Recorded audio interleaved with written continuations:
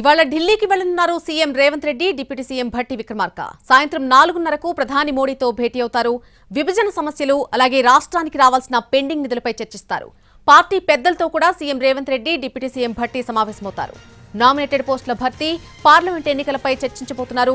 ఇక రేపు నాగ్పూర్లో జరిగే పార్టీ ఆవిర్భావ దినోత్సవంలో పాల్గొంటారు సీఎం రేవంత్ రెడ్డి. ఇక ఈ పర్యటనకు సంబంధించి పూర్తి అప్డేట్ అందించడానికి గాంధీ భవన్ నుంచి మా ప్రతినిధి చారి లైవ్ లో అందుబాటులోకి వస్తున్నారు. చారి, ఈ రోజు సాయంత్రం ప్రధాని మోడీని కలవబోతున్నారు. ఇటు సీఎం అండ్ డిప్యూటీ సీఎం కలిసి ఇవాళ పూర్తి షెడ్యూల్ ఏంటి వాళ్ళది?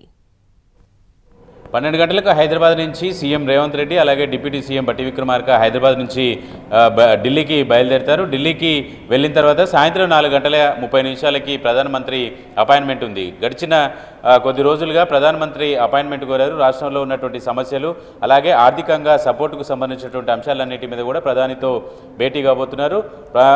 అలాగే ముఖ్యమంత్రి అయిన తర్వాత ప్రధానమంత్రిని మర్యాదపూర్వకంగా కూడా కలిసేటువంటి అది సిస్టమ్ ఉంటుంది కాబట్టి దాంట్లో భాగంగా రేవంత్ రెడ్డి అలాగే డిప్యూటీ సీఎం భట్టి విక్రమార్క కూడా ఈరోజు సాయంత్రం 4:30 ప్రధానమంత్రితో భేటీ కాబోతున్నారు. అలాగే రాష్ట్రానికి సంబంధించినటువంటి విషయాలు కనుక మనం చూస్తే రాష్ట్రంలో ఇటీవల జరిగినటువంటి అసెంబ్లీ సమావేశాల్లో గవర్నర్ ప్రసంగంలో పాలమూరు ఎత్తిపోతలకు సంబంధించినటువంటి ప్రాజెక్టుకు సంబంధించి అలాగే మిగతా ప్రాజెక్టులకు జాతీయ హోదా తీసుకొచ్చేటువంటి ప్రయత్నం చేస్తామనేటువంటి కామెంట్స్ని కూడా అందులో పొందుపరిచారు. కాబట్టి రాష్ట్రంలో ఉన్నటువంటి కీలకమైనటువంటి ప్రాజెక్టులకు జాతీయ హోదా తీసుకొచ్చేటువంటి ప్రయత్నంలో భాగంగా ప్రధాని మోడీని పాలమూరు రంగారెడ్డి ప్రాజెక్టుకి జాతీయ హోదా ఇవ్వాలని కోరన్నారు ఇద్దరు, అటు సీఎం రేవంత్ రెడ్డి, ఇటు డిప్యూటీ సీఎం భట్టి విక్రమార్క. వీటితో పాటుగా చాలా కాలంగా కేంద్రం నుంచి రావాల్సినటువంటి పెండింగ్ బకాయిలు కావచ్చు, ఆర్థిక సహకారం లాంటి అంశాలన్నిటి మీద కూడా ప్రధానమంత్రితో ఇద్దరు, అటు సీఎం ఇటు డిప్యూటీ సీఎం ఇద్దరు కూడా